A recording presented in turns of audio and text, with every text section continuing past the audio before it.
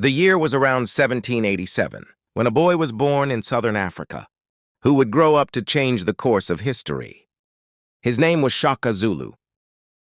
Few could have imagined that this child, once rejected and mocked, would become one of the most feared and brilliant military leaders Africa had ever seen.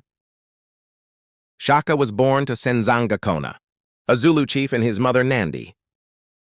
But his birth was surrounded by controversy. His parents were not formally married, and many in the community treated both mother and child with scorn. According to oral traditions, Shaka and his mother were forced to leave their home and live among other clans. Growing up as an outsider shaped Shaka's character. He experienced humiliation, hardship, and rejection from an early age. Yet those painful years forged a fierce determination in him. As a young man, Shaka joined the army of the powerful Mthethwa kingdom, led by the respected leader Dingiswayo. This moment would change everything. Under Dingiswayo's leadership, Shaka began to distinguish himself as a soldier. He was strong, fearless, and unusually intelligent in battle. While many warriors simply followed tradition, Shaka constantly thought about how warfare could be improved. He observed enemy movements carefully, studied strategy, and imagined new ways to defeat opponents. At the time, warfare in the region often involved warriors throwing long spears. From a distance, battles could drag on without decisive outcomes. Shaka believed this method was ineffective. He introduced revolutionary changes to the Zulu military system. One of his most famous innovations was a short, stabbing spear called the exile. Unlike traditional throwing spears, this weapon was designed for close combat, forcing warriors to confront their enemies directly. But Shaka did not stop there. He reorganized the army entirely. Warriors were trained intensely and grouped by age into disciplined regiments, known as amabutho. These regiments lived trained and fought together, creating extraordinary unity and loyalty.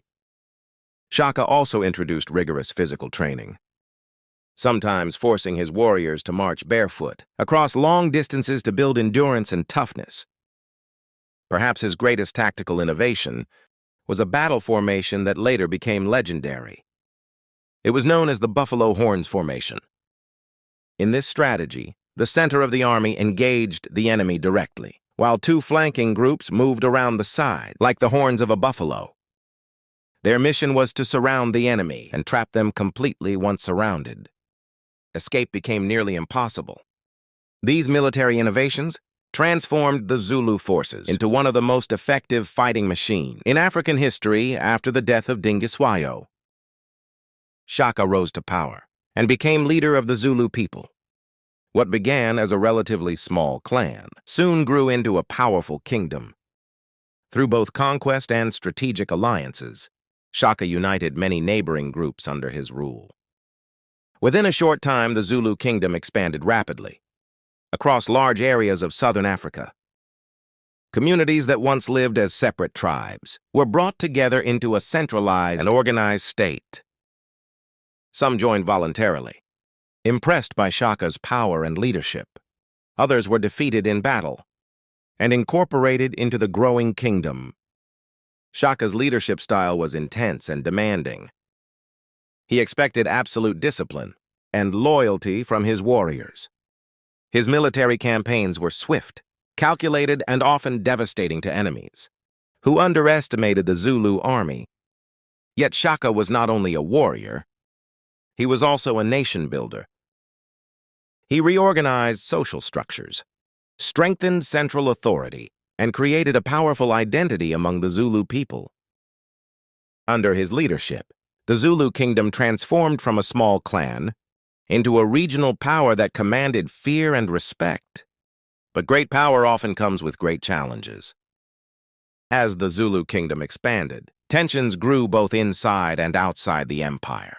Shaka ruled with increasing intensity, and some accounts suggest that his behavior became harsher over time.